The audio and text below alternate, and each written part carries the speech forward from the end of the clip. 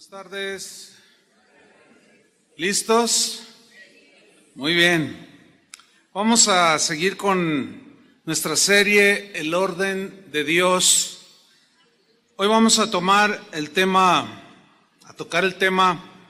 cómo mantener en orden nuestra mente. Sin lugar a dudas que es en nuestra mente donde tenemos las batallas cotidianas de la vida. Es ahí donde se ganan o se pierden. Y vamos a ver qué dice la Biblia acerca de cómo podemos mantener en orden nuestra mente para que nuestra vida, nuestros pensamientos y nuestra conducta camine en orden, en el orden de Dios. Vamos a tomar un texto, 2 de Corintios 2, versículo 11. Pablo se dirige a los corintios, quienes estaban perdiendo la batalla en sus mentes, y les dijo lo siguiente: para que Satanás no gane ventaja alguna sobre nosotros, pues no ignoramos sus maquinaciones. Qué interesante este tema. Mire, desde el día en que usted se convirtió, yo lo pude ver en mi vida, desde el día en que me convertí hasta el día de hoy, me he dado cuenta que todos los días tengo de alguna manera batallas en mi mente. Batallas en mi mente, en mi entendimiento, batallas que se generan por pensamientos que vienen de fuera, pensamientos que salen de mi propia mente natural, que están en contra de los pensamientos de Dios. Y yo estoy consciente de esa guerra espiritual que se libra en nuestra mente, porque la verdadera guerra espiritual es en nuestra mente. Ahí es donde luchamos constantemente. Por eso es que como vimos hace 8 días, tenemos que renovar nuestra mente. Tenemos que elevar nuestros pensamientos a los pensamientos de Dios. Vamos a recordar un texto que Pablo le escribió precisamente a los corintios, acerca de cómo las ideas, los argumentos que son contrarios a Dios, los pensamientos contrarios a Dios, tienen que ser desechados, derribados, resistidos. Y les dijo en 2 de Corintios 10:4 lo siguiente: porque las armas de nuestra milicia no son carnales. Milicia es batalla, guerra, y aquí hace una analogía de la guerra física que hay entre naciones o individuos, pero él le hace una aplicación al ámbito espiritual. Entonces dice: las armas de nuestra guerra espiritual no son armas carnales como rifles, pistolas, espadas, no, sino son armas, dice Pablo, que son poderosas en Dios, armas espirituales que son poderosas en Dios. ¿Para qué? Para la destrucción de fortalezas. Hace 8 días vimos que la palabra fortalezas aquí se refiere a los pensamientos arraigados en las mentes de los seres humanos, que son como fortalezas impenetrables, pero que cuando llega la palabra de Dios, derriba esas fortalezas, que son pensamientos que hemos ido acumulando en nuestra mente, que nos han hecho o nos hicieron o nos siguen haciendo tener conductas que ofenden a Dios.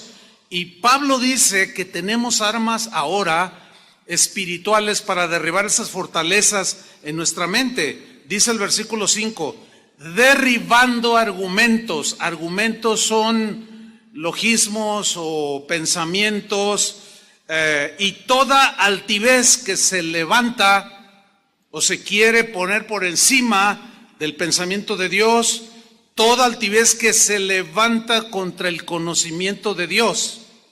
Y dice, además, dice Pablo, llevando cautivo. Cautivo significa, todo esto ya lo estudiamos, estoy dando una breve semblanza. Cautivo significa meter en orden, poner bajo sujeción. ¿Qué? Todo pensamiento distorsionado aquí. A meterlo al orden, a la obediencia de Cristo. Bien. Es pues en la mente donde libramos las batallas más feroces. Es ahí donde las batallas se dan cotidianamente. Y es también en nuestra mente donde ganamos o perdemos las batallas, según los pensamientos que gobiernen en nuestra mente. ¿Sí? Un escritor de hace ya algunos años, en uno de sus libros, él hablaba de que la mente del ser humano es como el taller, como un taller, y él decía, es el taller de Satanás. Él hablaba de la mente desocupada, la mente que no camina en orden, la mente desordenada. Es como el taller donde Satanás le encanta ir a trabajar. Y su trabajo consiste en sembrar ideas que se van haciendo fortalezas en las mentes de las personas y que los llevan a tener conductas según lo que piensan. Porque recordemos que la Biblia dice, tal el pensamiento de la persona, tal es él. Nuestros pensamientos nos llevan a tener las conductas que hacemos. Si Satanás logra sembrar, implantar pensamientos en tu mente, si tú permites que Satanás siembre estos pensamientos desordenados, entonces tú le estás abriendo la puerta para que esos pensamientos se vuelvan fortalezas y te lleven al desorden, te llevan a conductas que ofenden a Dios. El apóstol Pablo, yo le llamo, a raíz de esta serie y del estudio que voy a compartir con los pastores el próximo martes que iniciamos, de los pastores de las casas de oración, que son como aproximadamente 190 casas de oración en algunos países, y aquí hay algunos pastores que ya llegaron. Estudiando pues esta serie, Dios me hablaba de tratar el mismo tema, pero lo titulamos, en el caso de los pastores, el orden de Dios en el ministerio. Porque así como hay ovejas desordenadas, también hay pastores desordenados. ¿Verdad que sí, ovejas? Y también hay ovejas desordenadas, ¿sí o no, pastores? Ya estamos a mano. Pero todos queremos entrar en el orden de Dios. ¿Cuántos dicen amén? Y sin duda que también va a haber un desafío, así se llama nuestro evento anual, el desafío del ministerio. Porque en el caso del apóstol Pablo, yo les comentaba que mientras estudiaba, me di cuenta que sus enseñanzas, todas, sin excepción, todas sus cartas, siempre eran consejos para poner orden en las iglesias. Entonces yo le puse el apóstol del orden. Bueno, yo así le puse a él. Y va a ser algo del tema que yo voy a tratar con ellos. Pero el mismo Pablo estaba muy preocupado por los cristianos que vivían en Corinto, aquellos que habían recibido la palabra de Dios, aquellos que habían nacido de nuevo, que habían iniciado a ser nuevas criaturas, su vida antigua había pasado y ahora estaban viviendo una vida nueva, pero algo empezó a suceder, que comenzaron a los corintios a permitir que falsos apóstoles, incitados por Satanás, dirigidos y comandados por él, les sembraran pensamientos diferentes acerca de Cristo, pensamientos distintos acerca del Evangelio. Y Pablo estaba muy preocupado por los corintios. Estaban siendo bombardeados de una manera copiosa y sin tregua para desviarlos del camino del Señor. Y en su preocupación, Pablo les escribió en 2 de Corintios capítulo 11, versículo 3, les dijo lo siguiente: pero me temo, tengo ese temor, decía Pablo, que como la serpiente, que es símbolo de Satanás, lo sabemos, que como la serpiente con su astucia engañó a Eva, y hace alusión al Génesis. Tengo ese temor, que así como engañó a Eva la serpiente, así vuestros sentidos sean de alguna manera extraviados de la sincera fidelidad a Cristo. Los pastores de hoy, los pastores que en verdad quieren caminar en orden con Dios, nos preocupamos por las ovejas, así como Pablo se preocupaba por los cristianos de aquel tiempo. Nos preocupa que ustedes, cristianos, tengan su mente en orden. Nos preocupa, y más en estos tiempos del auge de las redes sociales, donde todos tienen acceso, por ejemplo, a la red virtual del YouTube, donde cada quien puede decir las ideas que quiere, y hay un peligro ahí, porque son un montón de ideas, un montón de pensamientos, un montón de argumentos que están en contra de Cristo. Otros están en la línea del orden de Dios, pero muchos no, y nos preocupa que ustedes caminen en el orden de Dios.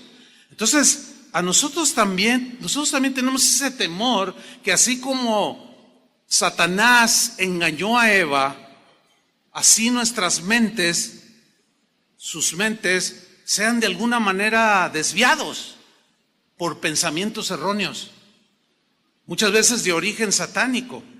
El mismo versículo de 2 Corintios 11:3, se los voy a leer en la versión Palabra de Dios para Todos, porque allí la traducción es más clara, aludiendo a la mente. Pongan atención, dice así: pero me temo que así como la serpiente engañó a Eva con su astucia, la mente de ustedes, ahí está, la mente de ustedes, en la Reina Valera dice, vuestros sentidos, pero habla de los sentidos como el entendimiento, el discernimiento, la conciencia, etcétera.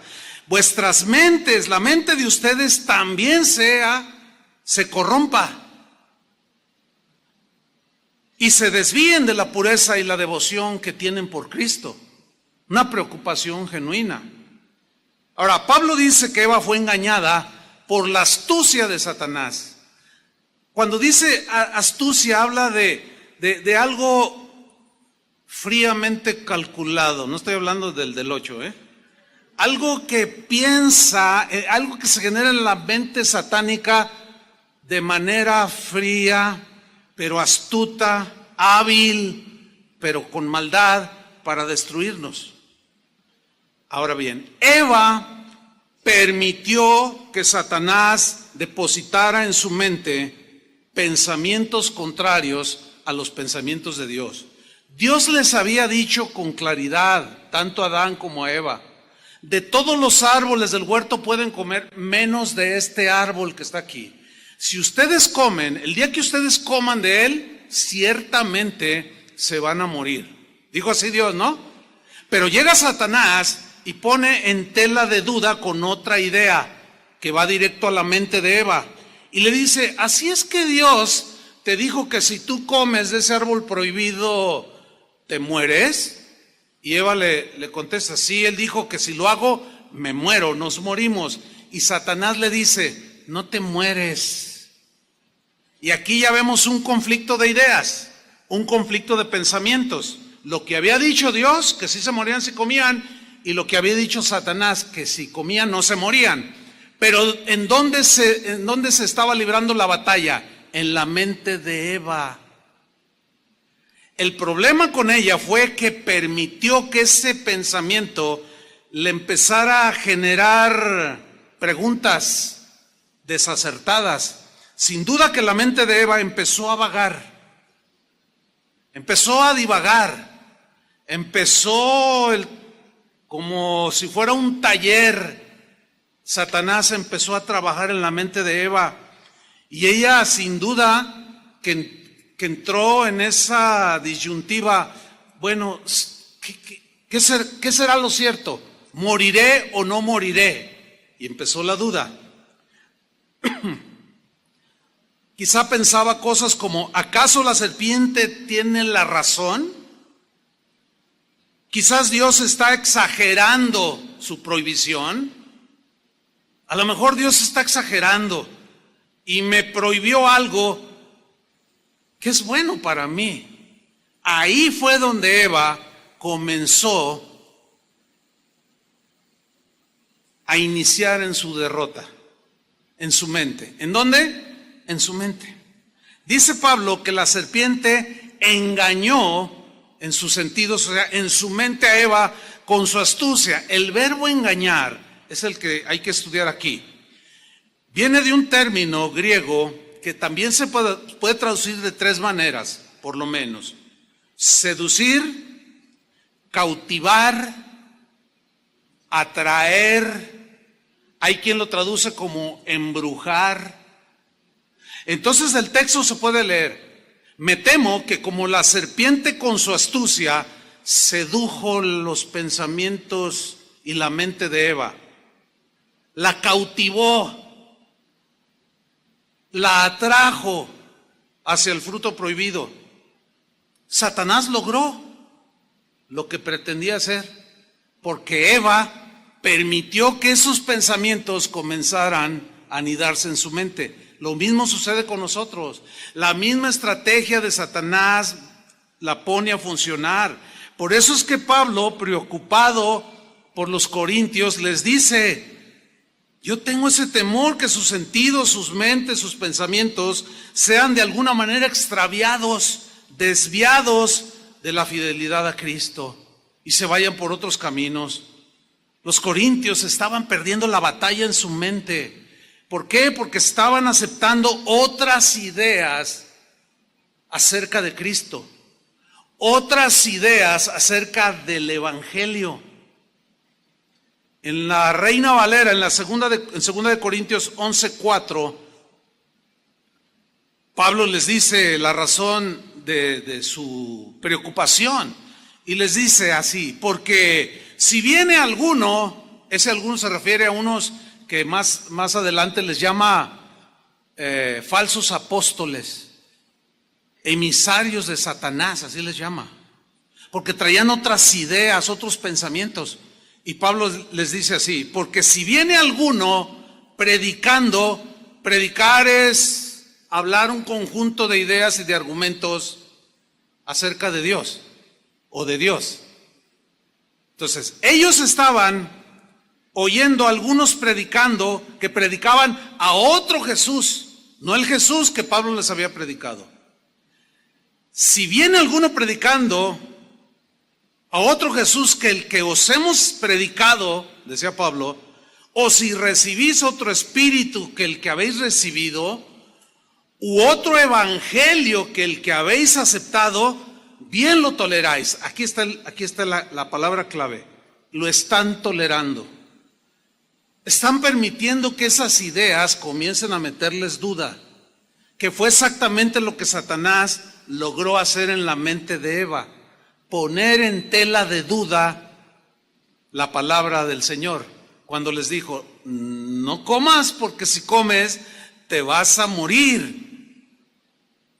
Los corintios, a quienes les escribió derribando argumentos, todo lo que se levanta en contra del conocimiento de Cristo, ellos les escribió eso porque ellos, en lugar de llevar cautivo todo pensamiento desordenado que estaban teniendo ya por las ideas que estaban llegando de afuera, en lugar de llevar cautivo todo pensamiento a la obediencia de Cristo, ellos estaban consintiendo que esos pensamientos los arrastraran, los llevaran al error y por consiguiente al desorden. Ellos estaban perdiendo la batalla en sus mentes. ¿Dónde se gana la batalla? En la mente, por cómo piensas. ¿Dónde se pierde la batalla? En tu mente, por cómo piensas. No debemos, hermanos, de ninguna manera ceder, tolerar.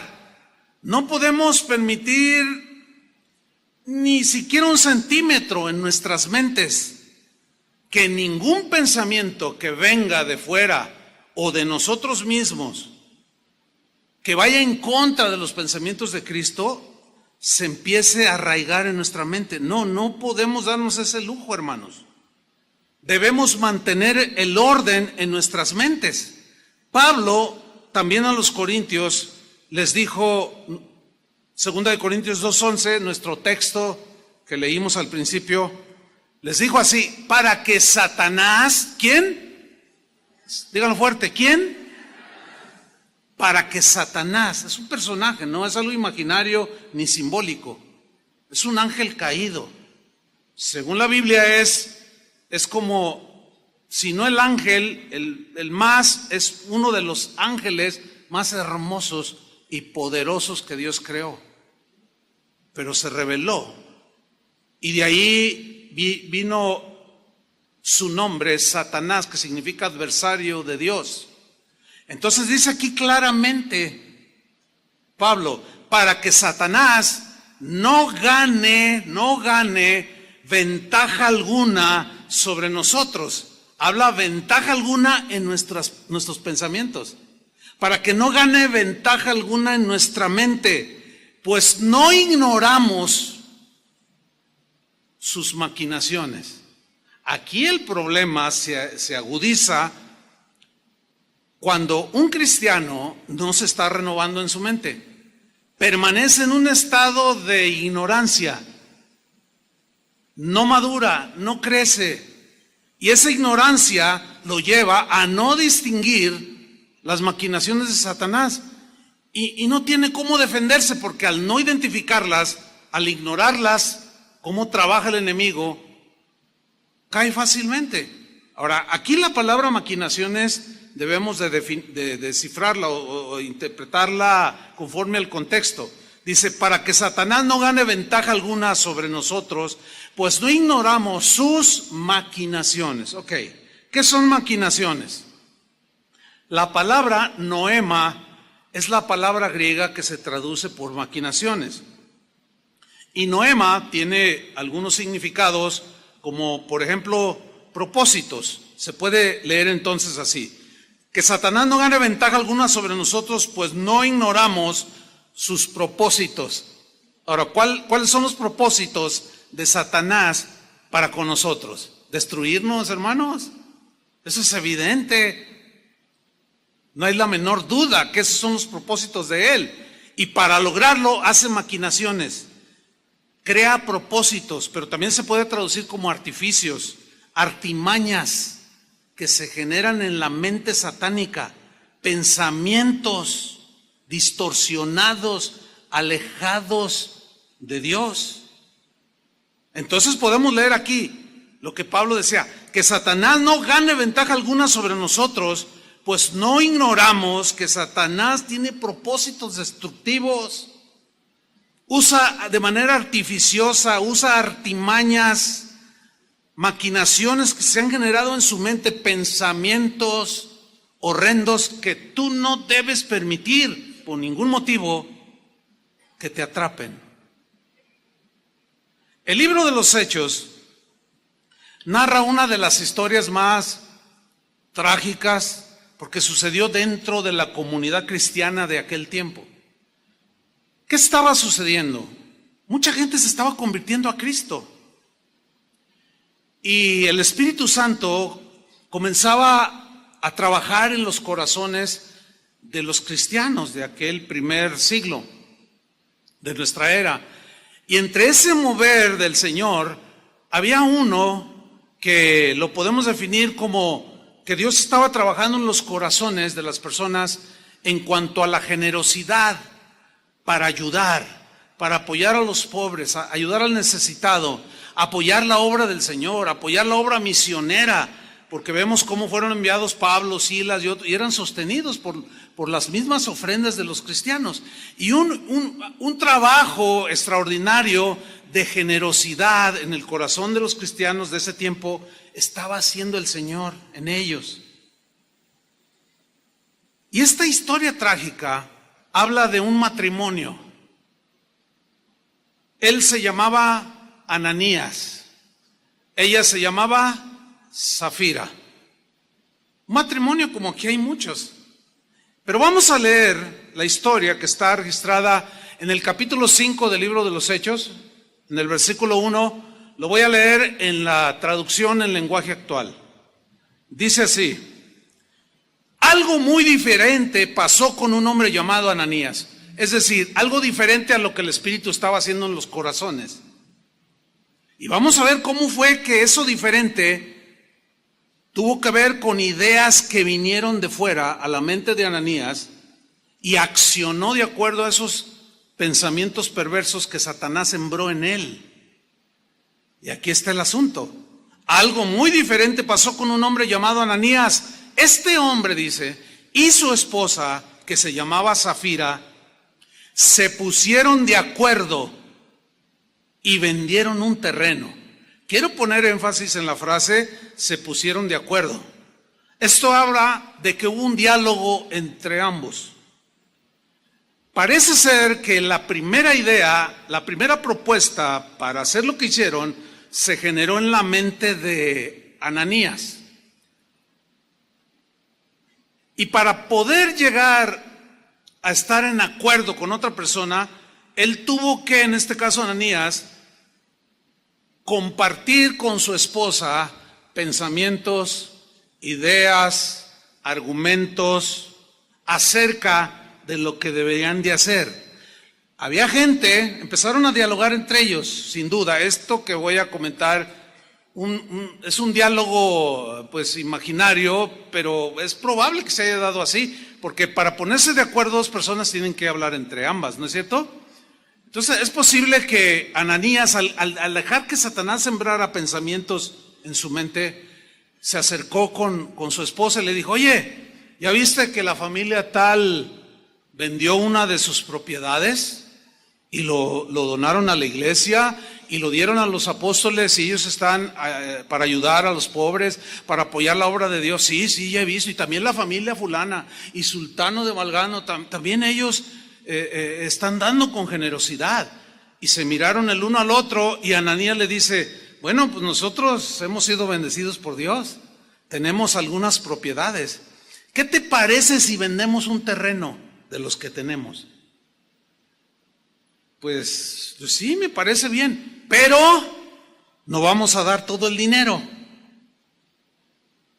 Es probable, no lo sé, que Safira haya resistido un poco. No, ¿cómo? No, pues si lo vamos a dar así como lo están haciendo, como el Espíritu Santo está guiando, dirigiendo, vamos a hacerlo nosotros también. No, es que mira, ¿para qué tanto? No sabemos cómo lo van a manejar. Además, Pedro pues era un apóstol, era un pescador, y él que sabe de administración. Y empezaron los argumentos, empezaron las ideas. Finalmente logra convencerla. Atención, matrimonios, jamás se pongan de acuerdo en lo malo. No lo permita. Por lo menos si resistes tú, varón, o resistes tú, mujer, eso puede salvar una situación peligrosa, ¿no es cierto? Oye, fíjate bien lo que me estás diciendo, que echemos mentiras de que lo vendimos en tal precio y que estamos dando eso. Logró convencerla. Escúchame bien, varón, escúchame bien, mujer, que ninguno en su caso que tenga pensamientos desviados, desordenados, te logre convencer, porque tendrán muchos problemas. Y de por sí ya hay problemas, ¿sí o no? Entonces ellos se pusieron de acuerdo en cómo iban a hacer y cómo iban a vender y hacer las cosas. Mal. Pero vamos a ver dónde se generó todo esto. Y vendieron un terreno, dice, versículo 2. Pero se quedaron con parte del dinero de la venta. El resto se lo entregaron a los apóstoles. Entonces Pedro le dijo a Ananías, aquí vemos que los dones del Espíritu Santo operaban de manera notable en los primeros cristianos. Nosotros creemos que los dones del Espíritu Santo siguen operando.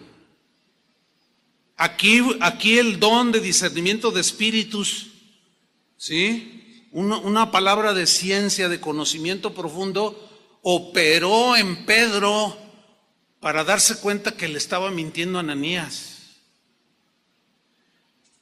Dice el versículo 3, entonces Pedro le dijo a Ananías, fíjate lo que le dijo: ¿por qué le hiciste caso a Satanás? O sea, ¿por qué aceptaste las ideas que Satanás sembró en tu mente? ¿Por qué le hiciste caso, Ananías? Yo me imagino a Ananías así como sorprendido. Órale, ¿quién le dijo? Zafira, no creo, pues se veía, era la más convencida, quería comprarse un bolso de $1,000 y no creo que haya sido ella. Entonces, ¿quién le dijo? Sin duda que estaba sorprendido, pero la reprimenda del apóstol es: ¿por qué le hiciste caso a Satanás? Que en otras palabras fue lo que le dijo el Señor a Eva y a Adán: ¿por qué le hicieron más caso a Satanás que lo que yo les dije?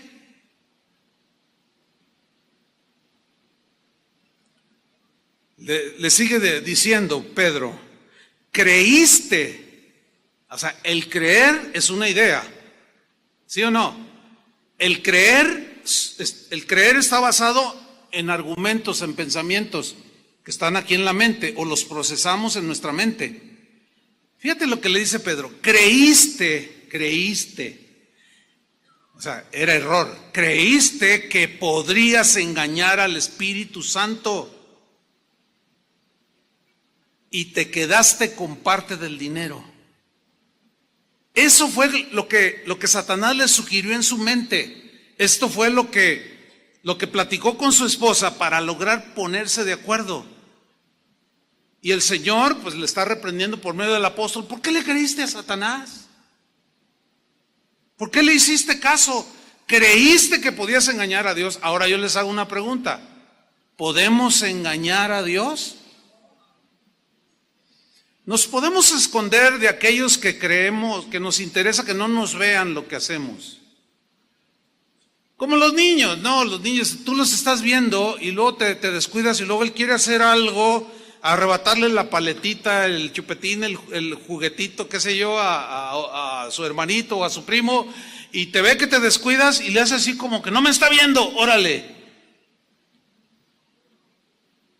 Y muchas veces así actuamos. Pensamos que podemos engañar a los demás, pues sí, pero a Dios es imposible. Ahora, procesen bien esto: es imposible engañar a Dios. No podemos esconder nada.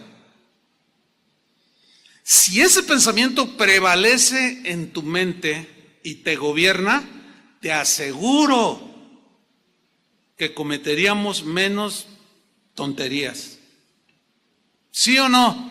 La conciencia de que Él sabe todo y de que Él ve todo. Sin duda que si ese pensamiento te gobierna, nos gobierna, vamos a cometer menos tonterías.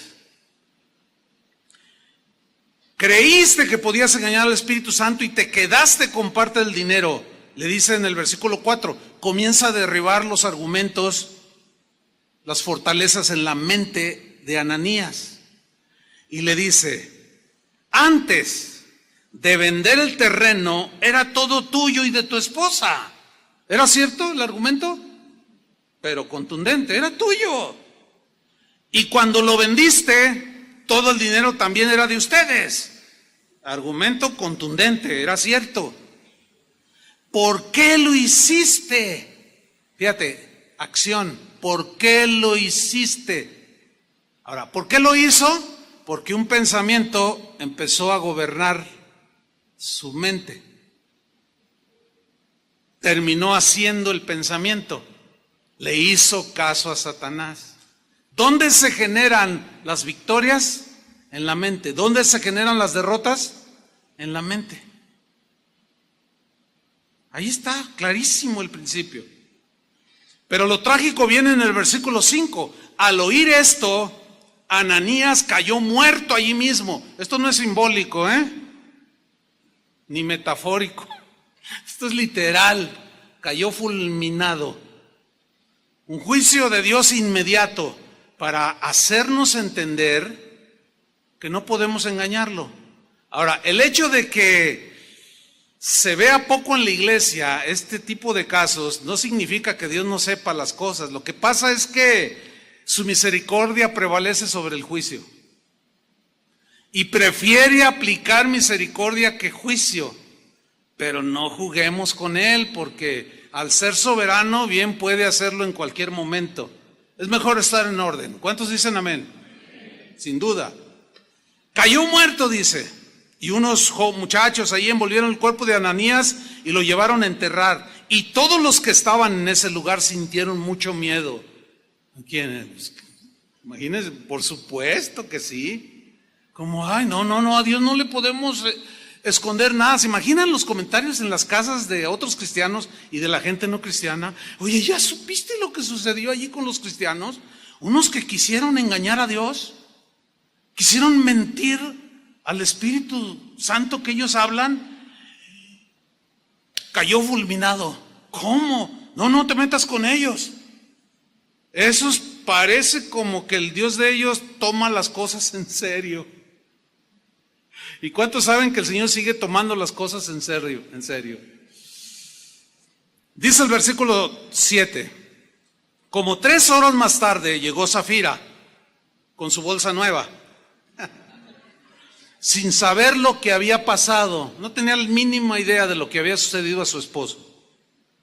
Entonces Pedro, operando los dones nuevamente, le preguntó: dime, ¿vendieron ustedes el terreno en este precio? Y me imagino que le enseñó el dinero. ¿Lo vendieron en este precio?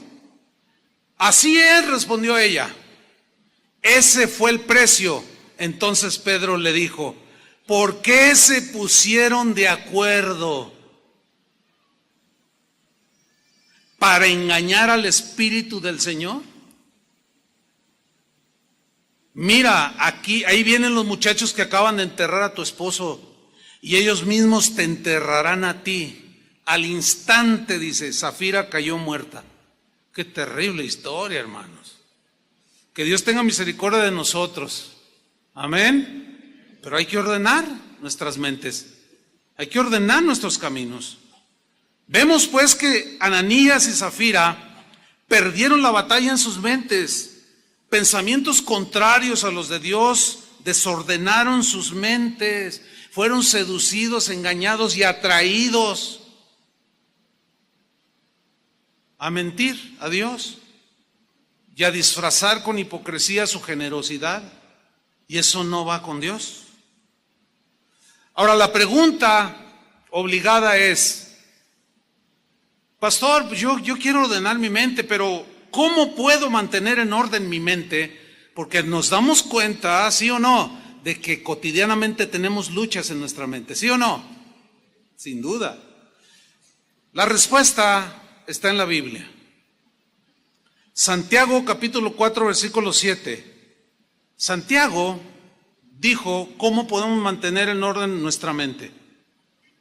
Dijo así: someteos pues a Dios, resistid al diablo y él huirá de vosotros. 3 cosas aquí a estudiar. Número 1, someteos, sométanse a Dios. Esa palabra a muchos no les gusta, incluyendo cristianos. No, eso de someterse me suena así como de que aquí lo que yo digo, eso se hace y tengo que someterme. No. Es que al no entenderse lo que la Biblia, lo que significa en la Biblia someterse, por eso hay una serie de pensamientos distorsionados que nos llevan al desorden. Por eso es que vamos a estudiar qué significa aquí someterse. La palabra griega hupotazo es la que se traduce por someterse, pero hupotazo era un vocablo casi de uso exclusivo de los ejércitos o de un ejército. Es un término netamente militar, hupotazo, someterse. Está compuesto de 2 palabras. La primera es hupo, que significa ponerse bajo o debajo de alguien. Y tazo significa ordenar, pero la idea de ordenar aquí es la de ponerse bajo sujeción o en sujeción, bajo las órdenes de alguien, en este caso, bajo las órdenes de Dios, que es el general del ejército. Si ustedes son aplicados en la lectura de la Biblia, se darán cuenta que hay muchos textos donde a Dios se le llama Jehová de los ejércitos. La Biblia habla de los ángeles como los ejércitos celestiales. Y un ejército es un término totalmente de milicia. Ok. Se refiere entonces someterse al orden que tienen los soldados en cualquier ejército razonablemente ordenado. Hay muchos ejércitos alrededor del mundo en la historia que se distinguieron por el orden, por el sometimiento a sus generales, a sus capitanes, en el caso, por ejemplo, de los romanos, a los centuriones. Dicen los historiadores, por cierto, que una de las razones de que el Imperio Romano se extendió de tal manera o con tal dimensión, que se debió, que la particularidad que sobresalía en el ejército romano era el orden que tenían los soldados. Era el sometimiento que tenían sí o sí a las órdenes de sus centuriones, a las órdenes de su César, de sus centuriones, de los que dirigían soldados de 100, de 50, etcétera. Dicen los historiadores que ese era un distintivo de los soldados romanos. Y precisamente esa es la figura que Pablo usa en la carta a los Efesios, cuando habla de la armadura de Dios, de que el casco de la salvación, de que el escudo de la fe y de que la armadura, la coraza, es la figura de un soldado romano. Ver a un soldado romano en aquel tiempo era ver el orden personificado. Entonces, cuando Santiago dice, someteos pues a Dios, la gente de aquel tiempo que hablaba griego entendía el término militar y su mente inmediatamente volaba a la imagen de en este caso, de los soldados del ejército romano. Sométanse, así como ellos se someten y ven cómo triunfan en las batallas y cómo es difícil vencerlos a ellos por el orden que guardan. Vean la armadura que traen ellos. Es difícil vencerlos. Así ustedes, sométanse a Dios como soldados del ejército de Dios. Pablo pone en una de sus cartas la analogía de un soldado. Ahí ya nos hace miembros de soldados del ejército de Dios. ¿Sí o no? Entonces, cuando escuchemos la Biblia que dice, someteos, es orden, o bajo las órdenes de Dios. Métete bajo la obediencia, que en síntesis es meterse en obediencia. Sométete a Dios, obedece a Dios. Métete en el orden de Dios, obedécele. Sométete, obedece sus órdenes y eso te va a mantener en orden.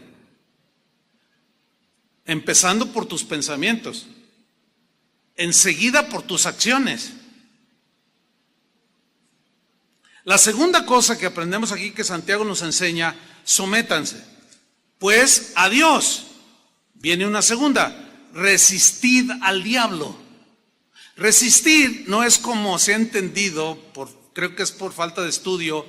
Algunos lo entienden mal, piensan que resistir es, vámonos hermanos aquí al cerro de la no sé qué, y de allí se ve la ciudad y vamos a resistir al diablo y vamos a derribar las fortalezas del narcotráfico, las fortalezas del homicidio y las fortalezas pero esas no son las fortalezas a las que habla la Biblia, porque las fortalezas son ideas y pensamientos que están arraigados en la mente de las personas.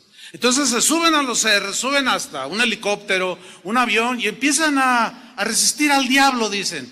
Y te ato, demonio, y te piso la cola, y te rompo los cuernos, y un montón de cosas que hacen los cristianos que ignoran sus maquinaciones. Así no trabaja el asunto. La única manera de poder hacer que una persona cambie de vida es por medio de un mejor argumento que destruya sus ideas diabólicas y netamente humanas. Es cuando viene el nuevo nacimiento, es cuando viene la conversión y cambia su conducta, así como te sucedió a ti y como me sucedió a mí. no subiéndose a los aviones y aventando un montón de aceite y manchar a la gente. No es así. Entonces, ¿qué es resistir? La palabra griega que se traduce por resistir es una palabra que tiene la idea de pararse así firme, sólido, como diciéndole, aquí no pasas. Como los guardias que están en algún edificio y que tú necesitas una credencial, tu identificación, qué sé yo, para entrar o un pase. Y tú quieres entrar, dice, y así con firmeza, ¿a dónde va? No, es que quiero entrar. No, pero ¿a qué viene? No, pues es que quiero. No. ¿Tienes tu pase? ¿Tienes tu credencial? No puedes entrar. De aquí no pasas. O sea, así, esa es la idea. Te paras firme. Y tú tienes un argumento, dices, no, aquí no pasas. ¿Por qué? ¿No tienes credencial?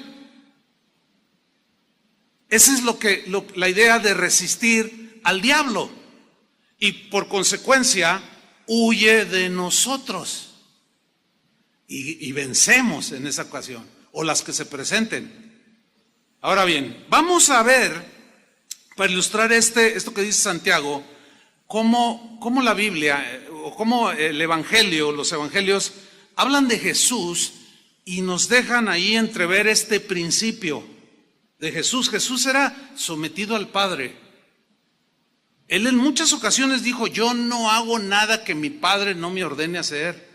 Yo solo hago lo que veo que hace mi Padre. Ustedes conocen el pasaje cuando estaba en agonía en el huerto.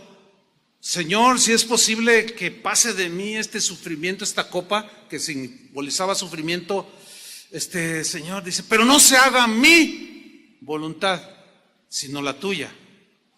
Porque yo vine con una misión, les digo muchas veces, voy a morir en una cruz para salvarlos a ustedes. Él venía bien armado en su pensamiento a lo que venía a esta tierra. Y él dejó ver muchas veces este principio que estaba sometido a Dios.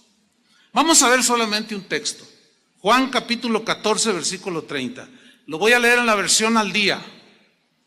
Dice Jesús a sus discípulos, ya no hablaré más con vosotros. Ya no. Ya estaba a punto de ir a la cruz aquí. Porque viene el príncipe de este mundo. ¿Quién es ese?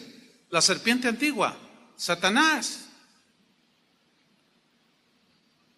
Viene el príncipe de este mundo. Él no tiene ningún dominio sobre mí. En la Reina Valera dice, él no tiene que ver nada conmigo. O sea, él y yo somos diferentes, en otras palabras. Yo digo una cosa, él dice otra cosa. Yo les digo la verdad y él dice las mentiras. Es más, él es el padre de la mentira. Yo les vengo a traer vida y él viene a quitárselas. Él es homicida. Yo digo una cosa y él dice otra cosa. Él no tiene que ver absolutamente nada conmigo. Por eso Pablo le dijo también a los corintios que parece ser la iglesia más desordenada del Nuevo Testamento. Les dijo, ¿qué comunión tienen la luz con las tinieblas?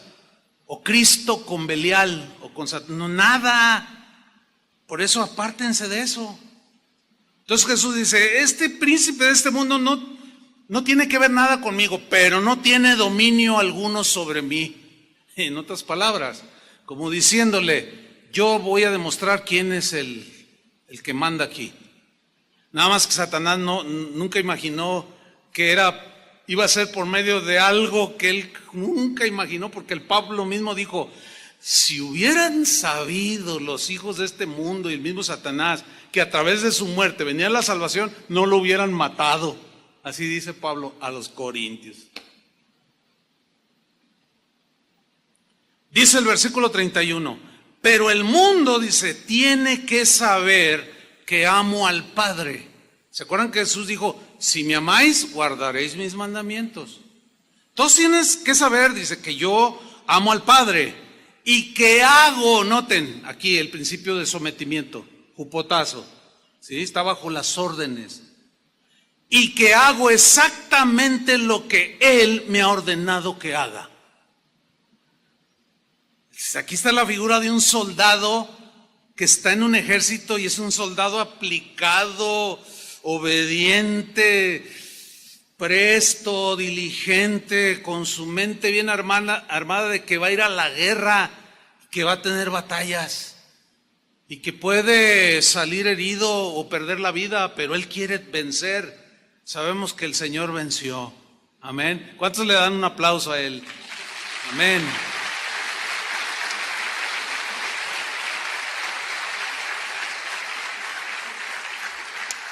Cuando tú lees los evangelios y ves la vida de Jesús, te das cuenta que efectivamente así vivió Jesús. Vivió gobernado por la voluntad de Dios. La voluntad de Dios son pensamientos, eran propósitos, eran argumentos de por qué tenía que ser así, morir en una cruz para pagar por nuestros pecados. Él lo entendía perfectamente. Y cuando tú haces un estudio de la vida de Jesús, te das cuenta que él vivió así, en ese orden extraordinario. Vamos a ver este principio de Santiago, de someteos a Dios, resistir al diablo, huirá. Vamos a verlo en la vida de Jesús.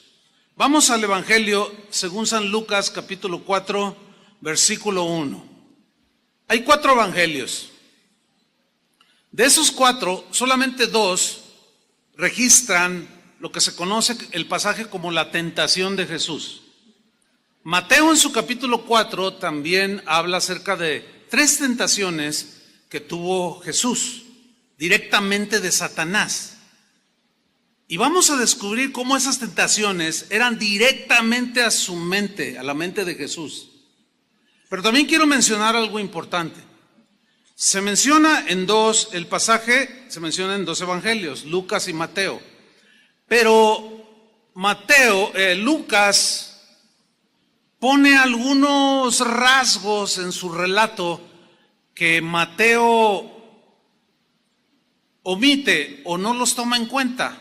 Él narró la historia conforme él la concibió y así la plasmó. Los que no entienden esto dicen, no, los evangelios se contradicen, la Biblia es una tontería y todo. Pero no, hay un argumento que derriba ese pensamiento de que, mira, aquí dice que Lucas dice que Satanás le dijo, dile a esta piedra que se convierta en pan, y Mateo dice, dile a estas piedras que se conviertan en pan. Ya ve, ahí hay una contradicción, pero no, hay un argumento que derriba esta falacia, y el argumento es este. Sucede una tragedia, hay muchos heridos, algo sucede, explota un tanque de gas, qué sé yo, y la noticia corre por todos lados, ¿cierto?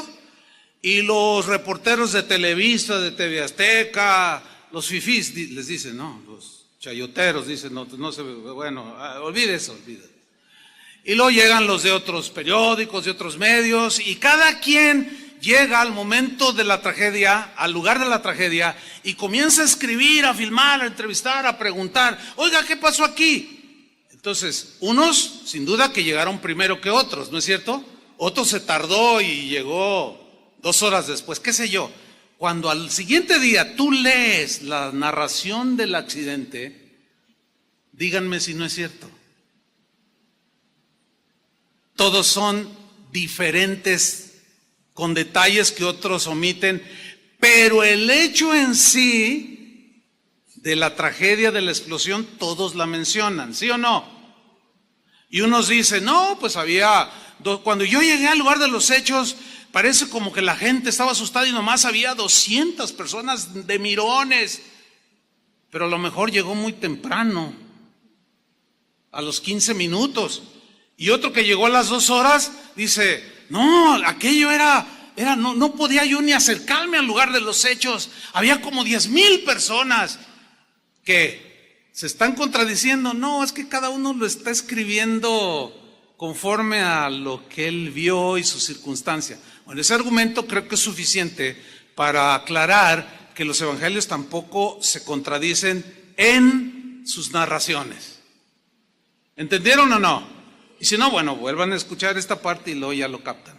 Yo decidí usar el Evangelio de Lucas para hablar de este punto, de cómo las tentaciones que Jesús tuvo directamente de Satanás fueron en la mente, por una razón, porque Lucas añade un par de definiciones o de palabras o de frases que Mateo no hace.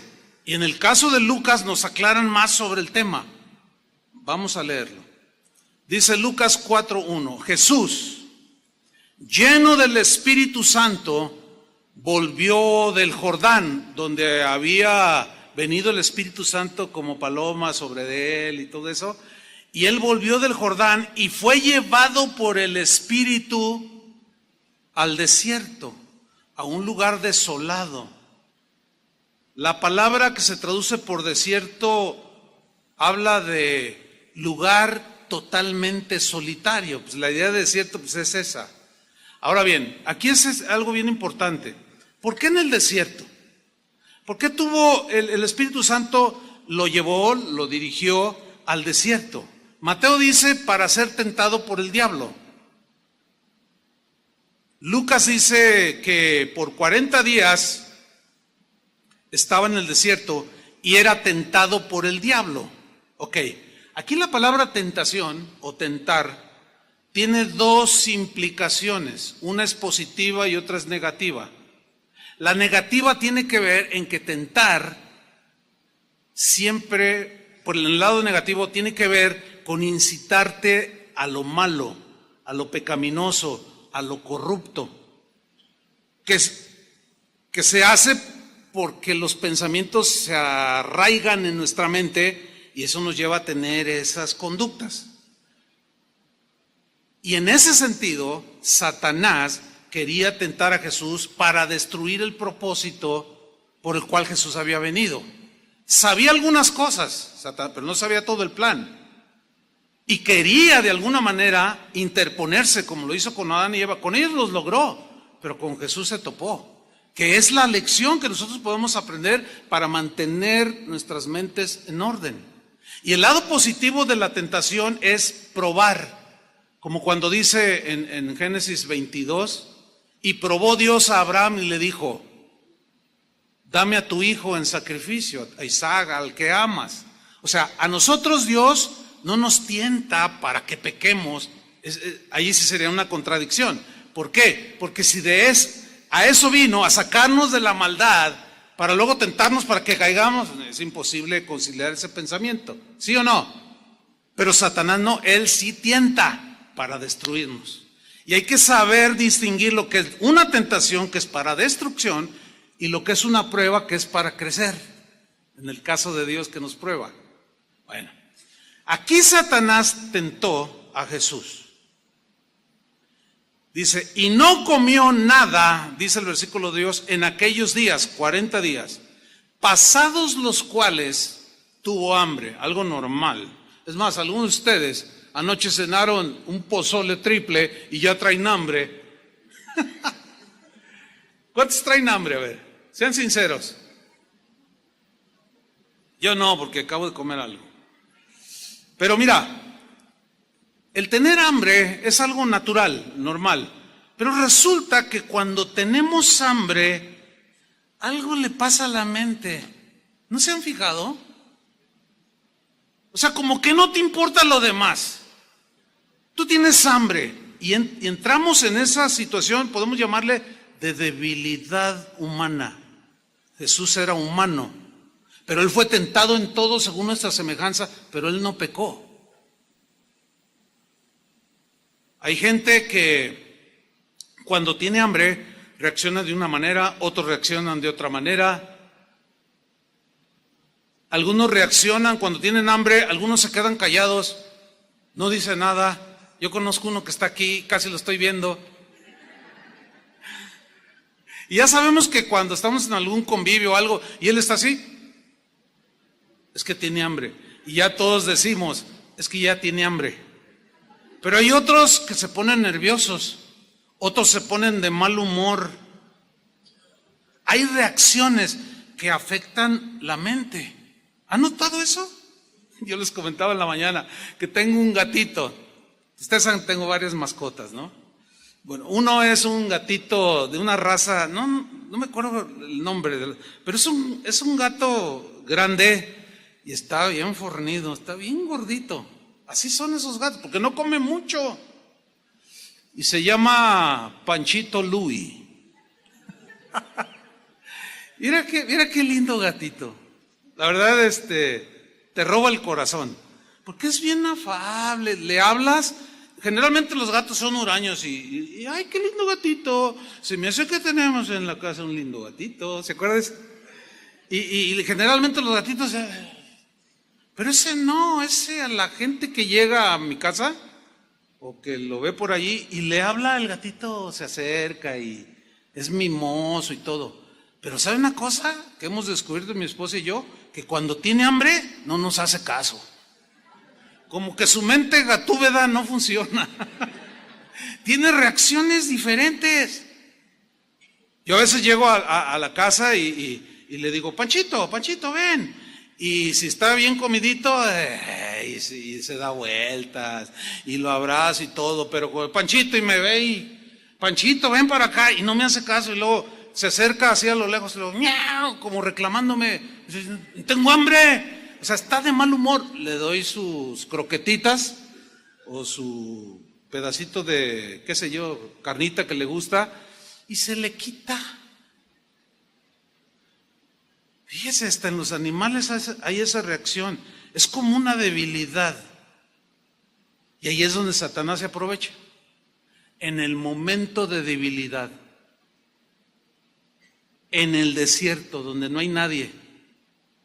Donde nadie te ve.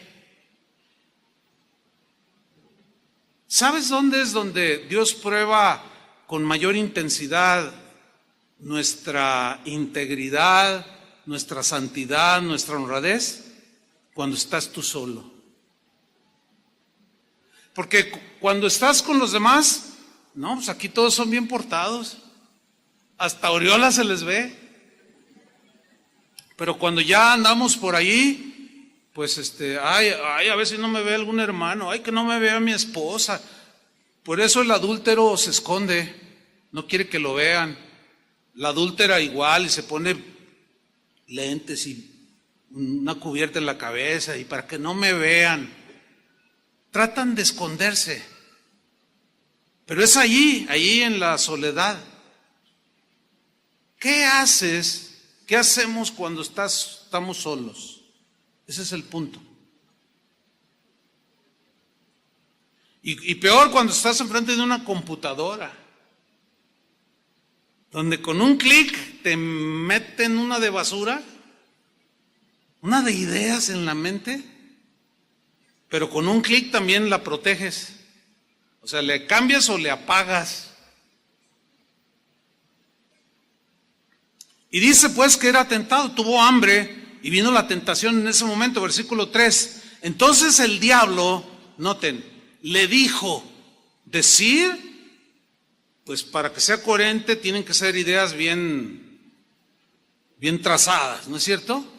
Le dijo, o sea, le dio un argumento, le dio mañosamente, astutamente, le quiso poner en su mente una idea, le quiso sembrar un pensamiento en su mente al Hijo de Dios y le dijo así, si eres hijo de Dios, que algunos o muchos eruditos de la Biblia dicen que en el griego se debería de haber traducido o se entiende mejor de la siguiente manera, puesto que eres el Hijo de Dios, o en base a que eres hijo de Dios.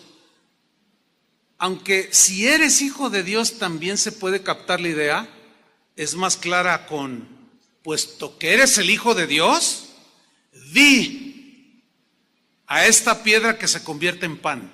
Di. Decir, se dicen ideas, ¿no? Se dicen pensamientos, lo que está en tu mente, lo que está en tu corazón, en tu interior, eso es lo que se dice, porque del corazón salen ¿qué? Los malos pensamientos. Y aquí habla del corazón ligado a una mente. Y el corazón es lo más profundo del ser humano, pero donde razonamos es en la mente.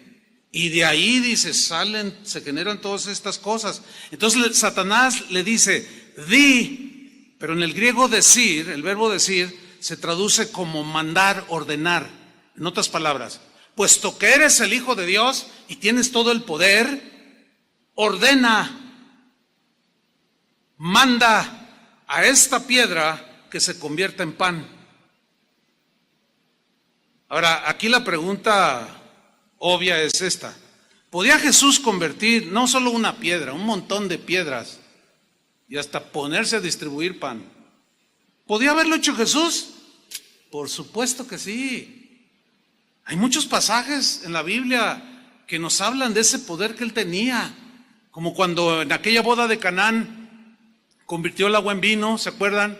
Como en aquella ocasión que había 5,000 varones, no había comida, no habían contado a las mujeres ni los niños, 20,000 personas aproximadamente, no había nada que comer, y un niño trae unos pececillos y unos panecillos, y a ver, tráiganmelos. Él ora, da gracias y los multiplica y les da de comer a todos, y todavía dice: y todo lo que sobró guárdenlo en cestas para que no se pierda nada. Hasta en eso era ordenado el Señor, háganme favor. Y sobraron 12 cestas. O sea, todo eso y más hizo el Señor. ¿Qué acaso no podía haberse hecho un sándwich de pescado? Fácil. Por supuesto que sí. Pero ahí es donde estaba la tentación. Satanás, y queriendo influir en su mente, queriendo desviar el propósito por el cual Jesús había venido en la tierra, que no era para hacer un despliegue de poder. ¿Se acuerdan cuando lo apresaron a él y lo golpeaban y le decían: a ver, si eres hijo de Dios, di quién te pegó? ¿Se acuerdan? Otro en la cruz le dijo: a ver, si eres hijo de Dios, baja. Y el ladrón dijo: sí, sálvate y sálvanos. ¿Podía haberlo hecho? Nada más y nada menos resucitó de la muerte. Pero entonces, ¿por qué no lo hizo? Porque él no vino a hacer un despliegue de poder, ni de show. Él vino con un propósito, él vino a buscar y a salvar lo que se había perdido, y eso somos nosotros. Y para hacer semejante tarea no se necesita el espectáculo, ni el show, ni el exhibicionismo. Y Satanás quiso llevarlo por ahí sembrando la idea: a ver, demuestra tu poder. Ahora, ¿cómo reacciona Jesús? Como estaba sometido a Dios, lo resistió, se paró firme y le dijo: de aquí no pasas, fíjate. Y le dijo: escrito está. Aquí dice: ¿dónde está tu identificación? ¿Dónde está tu pase? Aquí no pasas. Escrito está, Satanás le dice: no solo de pan vivirá el hombre, sino de toda palabra de Dios. Mateo dice: de toda palabra que sale de la boca de Dios. Pero cuando dice Lucas: sino de toda palabra de Dios, ¿de dónde salió la palabra? De su boca. No hay contradicción. Ahora, aquí donde dice toda palabra de Dios, esa palabra toda en el griego habla del conjunto de todas las partes. En otras palabras, que lo que tenemos hoy en la Biblia salió de la boca de Dios. Y son los pensamientos de Dios. Y ahí es donde radica el poder, hermanos. El poder de Dios. Ahí es donde están nuestras armas espirituales, en la palabra de Dios. La espada del Espíritu, que es la palabra de Dios. Ahora, estamos notando que la primera tentación de Satanás a Jesús fue en la mente, ¿sí o no? ¿Lo alcanzaron a ver? Ok, la segunda tentación que vamos a tocar ahora fue directa a la mente de Jesús, como sigue siendo contigo y conmigo. Viene a la mente. Vamos a leer. Versículo Lucas 4:5. Dice así: y le llevó el diablo a un monte alto y le mostró en un momento todos los reinos de la tierra. Ahora, aquí la pregunta es, del versículo 5 es, la frase donde le llevó a un monte muy alto. El llevar a Jesús a un monte muy alto fue literal, de que lo llevó como si fuera el Cerro del Cuatro o una montaña, el Everest, o fue literal, o fue imágenes en la mente de Jesús? ¿Qué piensan ustedes? A ver, ¿dónde fue ese llevarlo a un monte alto? ¿Fue literal? O sea que lo agarró Jesús, Satanás lo agarró a Jesús y se lo llevó volando. ¿O cómo? ¿Cómo se lo llevó a un monte alto? Para subir a un monte alto hay que escalar y son horas para escalar una montaña, ¿sí o no? Bueno, ¿a cuál monte se lo llevó? Él estaba en el desierto. ¿Dónde fue? ¿Cómo interpretar que el diablo le llevó a un monte muy alto? La respuesta Lucas la da en el mismo versículo 5. Noten. Y le mostró, ahí en ese monte alto, le mostró en un momento todos los reinos de la tierra. En un momento. Todos los reinos de la tierra. Imagínate, en una parte alta. Bueno, de ahí vieron toda la extensión del imperio romano que en ese entonces prevalecía. Es obvio que no. Bueno, y mira, allá donde se ve aquello, allá están los griegos. Y para allá, aquí derechito, están los persas. ¿No? Por más alto que te subas, porque la tierra es redonda. Aunque algunos con pensamientos, quién sabe de dónde, dicen que es plana, pero no, olviden eso. ¿Cómo le mostró todos los reinos del mundo? ¿Cómo fue? Lucas nos lo dice. Ahí está, mire, y le mostró en un momento todos los reinos de la tierra. La clave para entender esto es descifrar la palabra o la frase en un momento. La palabra griega que aparece, que se traduce aquí por le mostró en un momento, es la palabra cronos, de donde viene cronógrafo, que es el que mide el tiempo. El tiempo cronos es el que nosotros pues, inventamos para medir, ¿sí? Decimos, dentro de 2 años me voy a casar, dice el joven. Entonces es un tiempo largo. El tiempo crono se mide con espacios de largo tiempo y con espacios cortos. ¿Sí? Bueno, en este pasaje, cuando dice y le mostró en un momento, habla de un cronos, un momento de tiempo que se traduce por en un instante, en un minuto. ¿Qué le mostró en un instante y en un momento? En un par de minutos o en segundos, ¿qué le mostró? Todos los reinos de la tierra. Le voy a poner un ejemplo. En este momento, yo estoy pensando en todos los lugares donde he estado en mi vida. En un momento, no llevo ni 30 segundos y ya pensé en Europa, en África, en muchos países donde está, y así literalmente. Y aquí tenemos visitantes de Argentina, pues ya pasaron también, ya anduve por allí, de Paraguay, en algunas de allá en Villahermosa, allá en Seattle, en un segundo, y ahorita mi mente, me estoy acordando de cosas que vi. Yo estuve en las cataratas del Niágara allí, en las de Iguazú, allí viendo las maravillas del Señor. Todo eso está en mi mente ahorita, tengo imágenes en un momento. Otro ejemplo.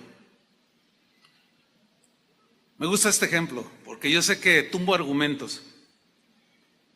Ahí está alguien que dice, híjole, la verdad yo canto bien, yo canto mejor que Luis Miguel. Si alguien me diera una oportunidad de cantar, y empieza la mente, ahora canta horrible, ¿eh? Y su esposa se lo ha dicho, pero para ilustrar nada más, pero el diablo le ha dicho, no hombre, cantas mejor que Luis Miguel.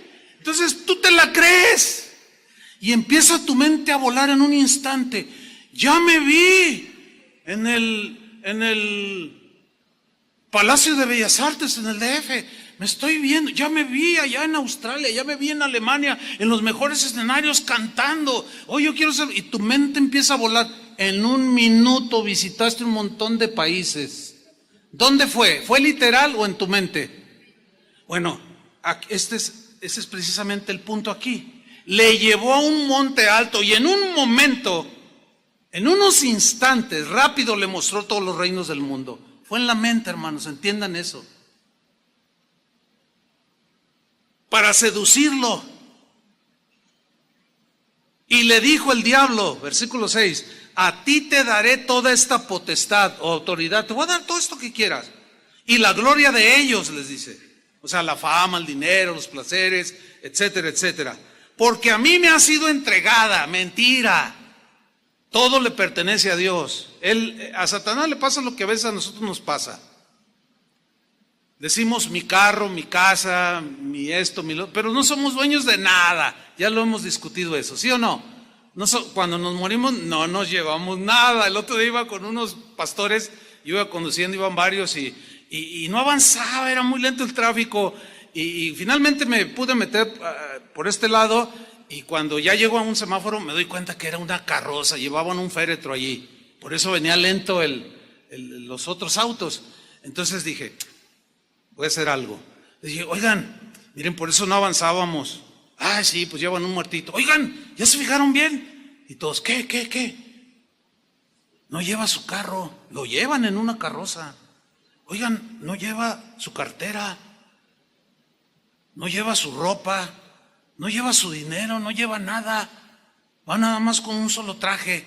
Claro, los pastores, ellos entendieron bien lo que yo quería decirles. No, sin duda, no somos dueños de nada. ¿Sí o no? Y el diablo dice, yo soy dueño de este mundo. Mentira. Dios es el dueño de todo, ¿sí o no? Pero la otra vez mintiendo, había sido entregada. Seguramente se refería a él, a cuando Eva y Adán cedieron a sus pensamientos y al momento en que ellos siguieron el pensamiento de Satanás, pues él se apropió de ello. Me ha sido entregado todo eso y a quien quiero la doy, háganme ustedes el favor. Pero fíjense que hay algo de cierto, es que las cosas con Satanás es que están mezcladas verdades con mentiras. A quien quiero la doy. ¿Han escuchado ustedes esa frase de le vendió su alma al diablo? ¿Ustedes qué piensan? ¿Que es algo simbólico o literal? Eso es literal. Hay mucha gente que hace pacto con Satanás por fama, por gloria de este mundo, y como él tiene dominio y control, es el príncipe de este mundo, se los da. ¿Cuántos recuerdan la muerte de un comediante? A mí en lo personal me gustaba ver algunas de sus películas. Robin Williams, ¿se acuerdan?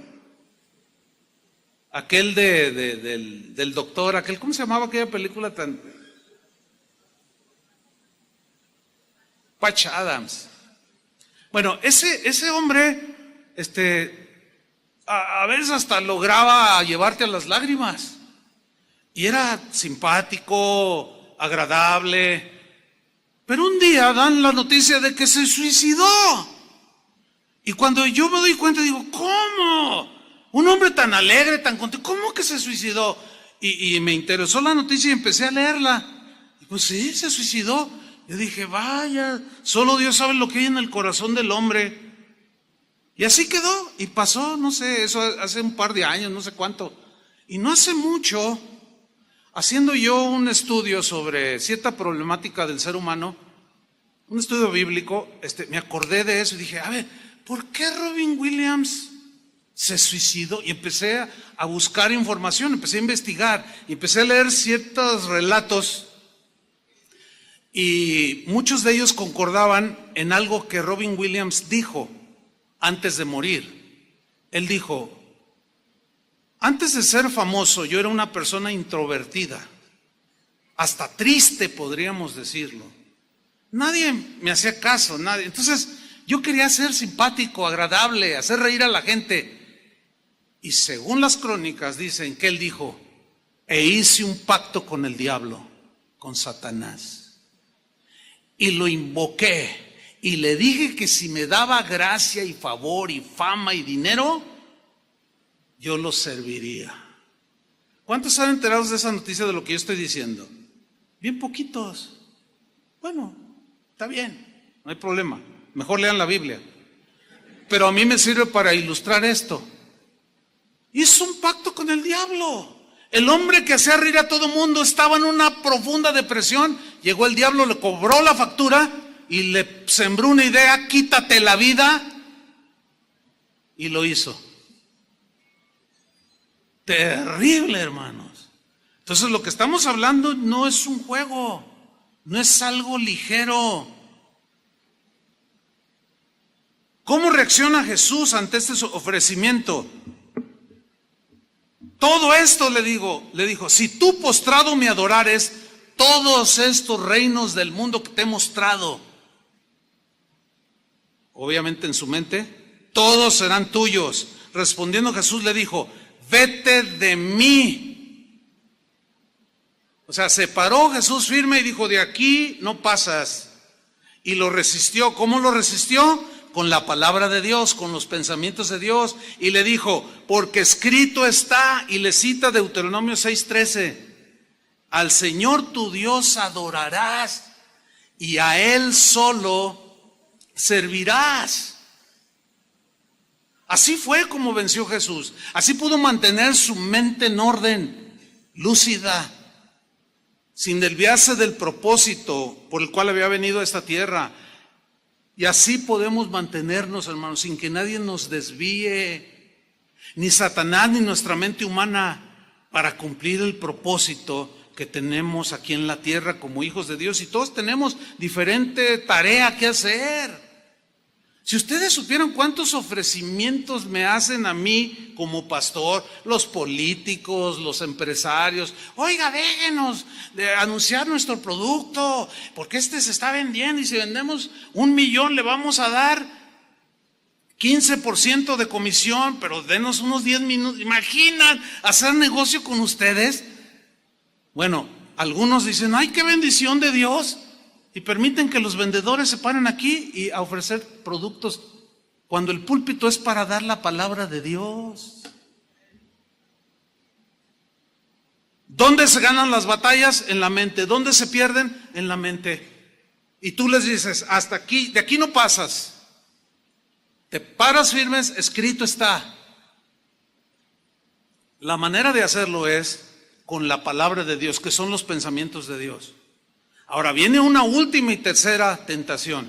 Esta es de lo más mañoso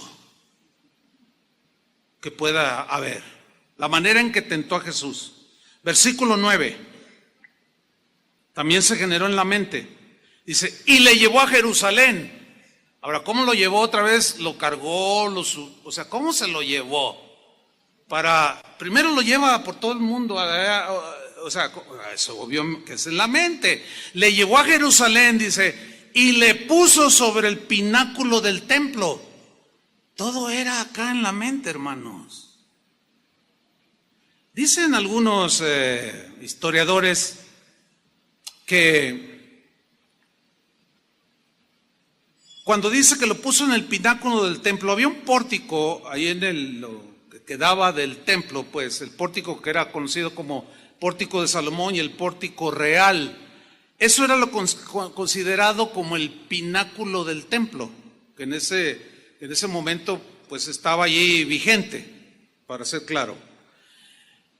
Y según los historiadores dicen que allí había a un lado detrás, eso no me quedó muy claro, que había como un barranco de aproximadamente 150 metros. Pero que humanamente era muy difícil subirse a ese pináculo, porque había que escalar y no había manera de hacerlo humanamente, por las columnas, o sea, no había manera humana de subirse allí. Y el otro argumento de que fue en la mente y no fue literal, es que los guardias del templo no iban a consentir que alguien como Jesús, a quien los sacerdotes y el sumo sacerdote Caifás lo tenía como un falso Mesías, y no iba a permitir que él se subiera. O imagínense al diablo delante de todos ahí jalando a Jesús: súbete aquí, con sus alas así, y Jesús va acá. Es obvio que era acá en la mente. Y fíjense lo que le dijo, Sí, y le dijo, estoy en el versículo 9, puesto que eres el Hijo de Dios, échate aquí abajo, O sea, tírate al vacío, dice otra versión. Pensamiento, bueno, lo primero que se me ocurre a mí, pensamiento como de desafiar la ley de la gravedad. Y como Satanás la conocía, digo, no, pues que se tire y pues sí o sí se va a estrellar con el piso de 150 metros, imagínate. Y adiós Jesús. Tírate, dice, aquí abajo, lánzate al vacío. Y miren lo mañoso de Satanás, hermanos. Versículo 10. Porque escrito está, le dice. Ahora toma la misma palabra, los mismos pensamientos de Dios, pero torcidos. Los tuerce, los malinterpreta. No les da el sentido exacto del texto, que es a lo que todo predicador debemos esforzarnos cada vez que predicamos, por dar el sentido más exacto del texto, de lo que dice allí. No de lo que creemos que dice o que lo saquemos del contexto, que fue lo que hizo Satanás. Lo sacó del contexto, porque el Salmo 91, versículo 11 y 12, que fue el que citó Satanás, sí ofrece protección. Sí dice eso que dijo Satanás. Pero aquí era como decirle a Jesús, hazlo, lánzate. El Salmo 91, 11 dice que a sus ángeles mandará cerca de ti que te guarden y en tus manos te sostendrán para que no tropieces sobre piedra. Entonces, si Jesús hubiera aceptado esa idea de Satanás, ese pensamiento, estaba en el pináculo del templo para demostrarte que sí, ahí te voy. Pero eso era desproporcionado. Él no vino a hacer despliegue de poder ni de exhibicionismo. ¿Y qué hace Jesús? Utiliza la palabra como se debe de utilizar, de la manera correcta, con la mejor interpretación, lo más acercado posible para nosotros. Él no se equivocaba. Pero él, de una manera certera, convincente, respondiendo Jesús en el versículo 12, le dijo, dicho está, o escrito está, como dice Mateo, no tentarás al Señor tu Dios. Y le cita Deuteronomio 6, 16, lo cual evidenciaba que la sugerencia de Satanás, aunque pretendía tener apoyo bíblico, estaba distorsionado, estaba torcido el pensamiento. ¿Cuántos pensamientos torcidos están incrustados en las mentes de los cristianos? ¿Cuántos predicadores usan la estrategia de Satanás que tuercen los versículos? Tuercen el verdadero sentido de las Escrituras para decir lo que ellos quieren, para sacar beneficio de la gente. Eso es satánico, eso se genera en la mente satánica. Quien hace eso, en el caso de los predicadores que están en desorden, están haciendo el trabajo de Satanás, exactamente iguales. Manipuladores, mentirosos, aprovechados, que tuercen las Escrituras para su propia perdición. Escrito está, le dice, no tentarás al Señor tu Dios. ¿Cómo entender no tentarás? O sea, no desafíes a Dios. Piensa bien, aunque sea la palabra de Dios, piensa bien si es el sentido correcto. Hay una secta que tiene un buen número de seguidores, donde en sus reuniones cristianas, que ellos dicen que son cristianos, manipulan serpientes en sus manos. No sé si han visto videos de eso. ¿Sí han visto? ¿Alguien ha visto de esos videos? Algunos han visto. Ahí están en YouTube. Bueno, y ahí está el pastor, ¿verdad? Y ahora, y agarran, y están entre cantos cristianos, que son a veces hasta conocidos, y están manipulando serpientes. Y están allí, y están como en un éxtasis, ¿verdad? Y están, porque ellos dicen, es que la Biblia dice que tomarás en las manos serpientes y no te dañarán. Ahí sí es metafórico, por el amor de Dios. Pero no hace más de 2 meses, un pastor en Estados Unidos estaba ahí, ay, que yo, y que no sé qué, y toma. Y era una serpiente súper venenosa, y no les dio tiempo, creyeron que no les, porque tomarás en tus manos serpientes, no te dañarán. Y dijeron, no, pues ahorita allí, porque el pastor así se ve en el video, está el video, y se ve como así como que, ay. Y como no le hicieron caso, como no te hará daño, cayó azotado, se murió. Eso es tentar a Dios. Tentar a Dios es desafiarlo, como obligarlo. Aquí dice tu palabra, que pondrán sobre los enfermos sus manos y sanarán. Tú lo prometiste y lo tienes que sanar. Así no se hace, hermanos. Así no se hace. Eso es tentar a Dios, porque a veces sí en su soberanía lo sana, pero a veces no. ¿Sí o no? Ustedes saben eso, les hemos enseñado. Pero hay quienes dicen, no, nosotros decretamos sanidad sobre él y no aceptamos de parte de Dios un no para su sanidad. Y ándele, o sea, están tentando a Dios. En ocasiones, Dios pone lecciones de los dos lados, como en el caso no muy reciente de un cantante que tenía cáncer, y ahí estaban los predicadores y los cantantes, cristianos todos, diciendo, yo declaro, y tú vas a ver a tus hijos cantar y a tus nietos, y que se muere. ¿Qué pasó allí? Algunos se pararon allí y dijeron, así dice el Señor, verás a los hijos de tus hijos cantar tus canciones. A ver, ¿habló Dios o la mente humana, o quién le habló a la mente de este cuate? O de este hermano, para que no se oiga tan feo.